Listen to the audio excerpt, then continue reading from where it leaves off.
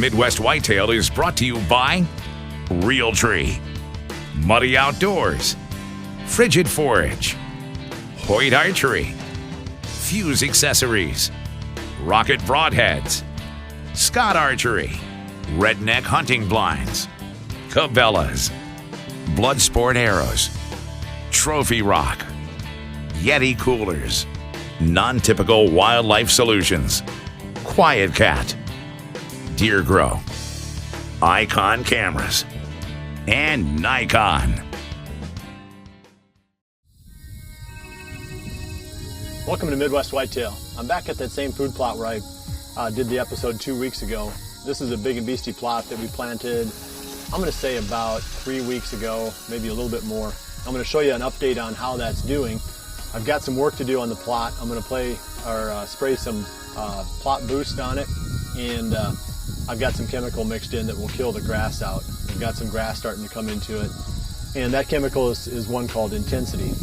For those who are looking for something at home to do the same thing. It'll take grass out of any broadleaf. You need to read the label to make sure what all you can use it on, but we've used it on Nebraskas before, and it does a nice job. But anyway, okay, so my episode this week is going to be focused on a couple of the bucks that I'm going to be hunting this season. And I'm going to start you today and work you all the way through what steps I'm going to take to hopefully get one of them in front of my stand at some point once the season opens. And it has to do with the patterning. It has to do with some of the steps that we've taken during the off season to create those small food plots, places where hopefully we can, catch those deer in a place that we can control the shot. We find that these little small food plots are really effective on creating bow hunting opportunities. So we'll talk about that a little bit. I'm also going to talk about some of the ranges of these bucks. And we've hunted them now, this would be the third or fourth year, in some cases fifth, sixth year on this one deer. So we're learning more every year about the individual behavior of those bucks. So we'll dive into that a little bit in today's episode. Scott Prucha is going to join us, and he's going to take us through planting an autumn quick plot, food plot, in an area where the deer have just wiped out his soybeans. So let me get out first now and show you this food plot, spray a little bit of the chemical on here, and really the plot boost will help the brassicas do even better than what they would do just with the normal fertilizer that we put on when we planted them.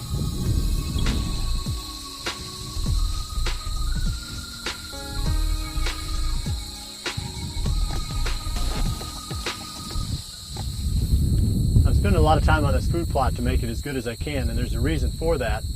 This is what I believe to be the middle of the core area for that buck, Big Junior. He's a deer that we got a lot of pictures of him here in September, right on this corner of this food plot. And he sort of dropped off the radar for us because Lucky started showing up all the time. And with Lucky kind of in the picture and showing some daylight activity, I kind of forgot all about Big Junior. But he's probably going to be the number one buck this year. He's 6 years old, and Lucky was so missing in action last season that it frustrated me just to be day after day after day looking for a buck that never showed up. And I think I missed opportunities to hunt Big Junior in this area. And then further down the farm here, there was a buck called Touchdown. And he seemed to be extremely visible and always hung in the same area. So I think we don't know for sure that he's still alive because we didn't film him during the summer. But we did see, we do have trail camera pictures of him from after the season. So we know he made it through the hunting season. And if that's the case, and if he didn't relocate, he should be very killable down in this big bottom off to my right. That's a deer that I would say, assuming he's still alive, is probably at least a 50%er, for killing this season. That's a pretty high percentage on a mature buck. And the reason I say that, again, is because his range seemed to be really small, and he was very visible within that range. And that's the ideal combination that you're looking for. Anytime you're pulling through your trail camera pictures, if you can find a buck that seems to be spending most of his time in a small area and he's very visible in that area, pretty good chance you can kill that deer. We did a couple of things to prepare for hunting both Touchdown and Big Junior down in this bottom.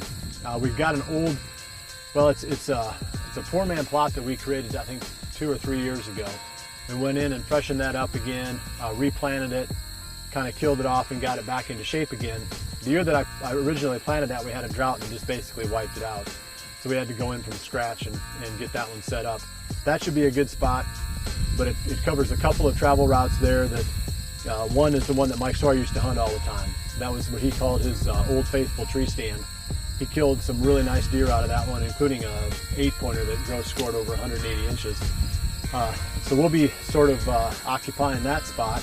So anytime I think that either one of those bucks is traveling in that area, he should pop in and check out that small food plot. Those are perfect little staging areas, perfect little community hubs. And obviously, like I said, this is my starting point for hunting Big Junior. And I'm going to have cameras here and in every realistic open spot within probably about a quarter of a mile circle of where I'm standing, maybe a little bit smaller than that. Basically hit the fringes of the farm and try to figure out exactly where all that deer is living, where he's moving at. I'm going to stay out of the thick cover with my cameras. I'm just going to stay in the open areas like this that I can drive to with my truck, jump out with a bag of corn, pour it in front of the camera, and then grab the cart and pop back into the truck again without making a lot of intrusion. I do all of that during the middle of the day. This doesn't bother them that much. Obviously, if you're doing it during the time when they're trying to travel or if you start getting outside of the normal human activity, they're going to notice that and they're going to react to it. So anytime you're putting out these trail cameras now, you want to make sure you do the best you can to stay within the normal human activity in the area that you hunt. So I wanted this spot to be really good because I want it to be attractive. It's a hard spot to hunt. I talked about that a couple weeks ago. I'm going to have to put a tree stand up in a little old bitty tree along the edge of it. But that's not really the whole purpose of this food plot. This is more something to keep the deer sort of focused or congregated in this part of the farm. I like to have at least one place where a large number of deer can feed, where you're not going to run out of food. Sometimes these little bitty food plots, they end up getting fed out before the hunting season is even over with, and then the deer start to kind of disperse into other places. So having one place like this where there's going to be food throughout the whole season is important. So I'll have a camera here, and then I might even have one on the other end. Then I'm going to have them spread out in a couple of other different spots right around here. Like I said, I want to have the best possible picture that I can in September and early October of where this Big Junior is living at. I think we can kill that deer. He's a beautiful big 10-pointer. He's 6 years old. He's not gotten any bigger for the last 3 seasons. If he has, it's only been a few inches every year. So it's not like, we're shooting a deer that's going to blow up into something giant. He's the perfect deer to kill. And Lucky's not going to get any bigger either. My fear is that Lucky's going to keep getting older though, but he's not going to get any bigger. We'll try to find him and we'll try to figure out something with Lucky. But I'm going to put him as sort of one of my backup bucks. He's not going to be the one I really start the season trying to kill. I think Touchdown's very killable.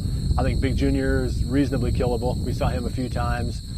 He's hitting that age now where a lot of times they tend to become more visible and their ranges, tend to become smaller. So we'll see. We'll see if that holds true with Big Junior. But we'll bring that all to you here over the next couple of weeks. I just wanted to give you an introduction of sort of what we got going on, what direction we're going with these deer, and then we'll keep updating the story with more details on the process, what we're finding on the cameras, and some of the steps we're taking to hopefully narrow down the patterns on these bucks. So now I'm going to throw it over to Scott Prucha, and I'll come back and close in a few minutes.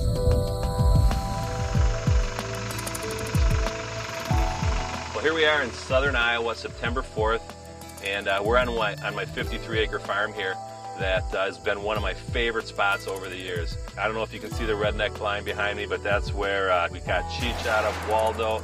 My dad last year almost shot a nice buck at the far end of this plot. And at the end of this plot is actually what we're going to be working on today. Behind us here we've got a hot zone fence with about a half acre of beans that are doing awesome. They've been pretty much untouched by the deer. And then on the other side here I didn't fence it. They were all planted at the same time. I'll give you a comparison here in a minute of what's going on with these beans, but they're probably 6 inches high with very few beans on it. So we're going to come in here, I'm going to disc all these beans up on the outside of the fence, and we're going to plant some frigid forage autumn quick plot.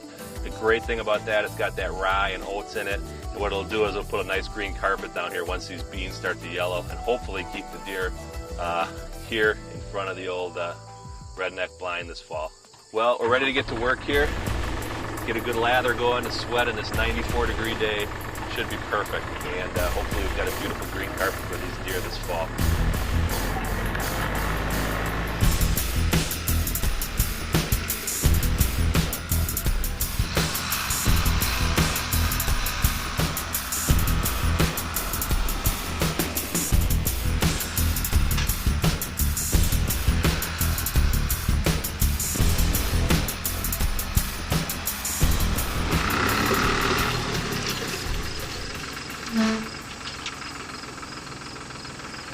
got this field pretty well chewed up right now with the disc. I think I'm going to give it a couple more passes. The soil looks good. So once we get this thing all chewed up, the plan is to spread this out with our autumn quick plot, cultipack it down. Well, actually, we'll drag it with the harrow after we plant it on top, and then just hope for rain. We're at the end of the window here, September 4th, where we can get this autumn quick plot in. It's a real cool mixture with rye and peas, and I think there's some oats in it too, a lot of late season forage. So this is just too good of a spot not to have some food in here for the beginning of the season. As I said before, I can keep these beans for late season or once November rolls around, but I want something out here for early season as well. So, ready to put the seed down.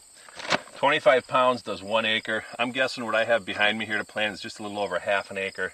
I want to pour everything out of this bag except 10 pounds. And what I use for that is my top secret digital fish scale. This is one of my favorite tools for food plotting. It makes you sure that you have the right amount of seed instead of guessing. Here we go.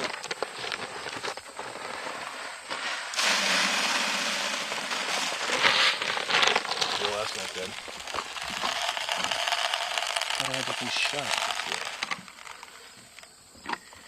Oh, there it was. What was that? Something got stuck in there. Some fertilizer or something.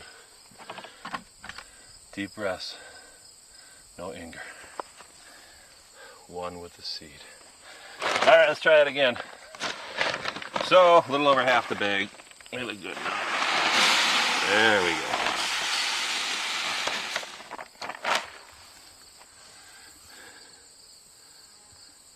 .2. Well, considering I spilled a bunch, I think I'm going to go with that. So, ready.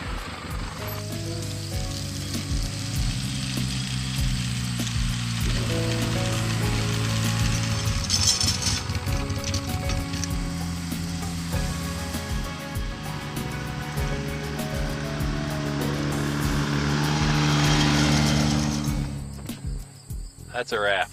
In just less than a month, we will probably be sitting in that redneck blind. Like I said, this farm's ready. I'm really not going to do anything else with the other farm at this point.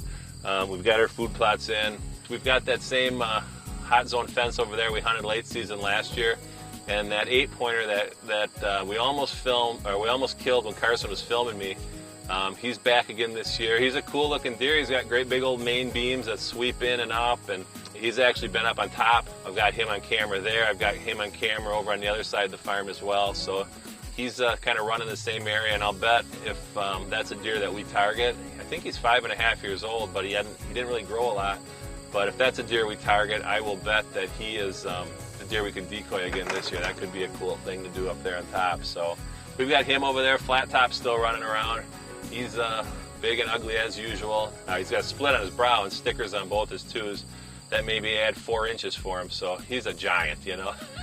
He's a super cool deer. That's a deer that I want to chase. He's still fairly visible daylight. He always has kind of been like that, and I've just never had a chance to kill him. I tried to kill him out of that red wagon. We came real close a couple times last year, late season on that beans and those beans that we had protected, but it just didn't work out. So I'm really happy he's back.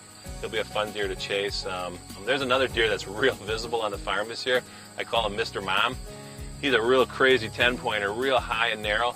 And I filmed him one time this summer, and he was out there with 3 fawns. So he got the nickname Mr. Mom after that. There wasn't a doe out in the field, and it was a long ways away, but he is on the camera all the time. He's a deer that's probably, I'm not sure if he's 3.5 or 4.5, but he's a crazy looking thing. And my buddy Kurt already told me he's going to draw a tag next year, and he wants to shoot that deer next year, so I guess he's off limits. But I'm sure that's a deer that we'll see during the season here and get some footage of. Anyway, it sounds like he's going to get a pass. The one guy, though, that can override any pass this year is my dad. So my dad's 77. He can shoot anything he wants. I don't care. It's just fun having him come down and spend a week with me. So he's got a second season shotgun tag, so we'll be after some of those deer that time too. So we're ready. Season's just about here, and we're anxious for it. So let's get out of here. It's hot.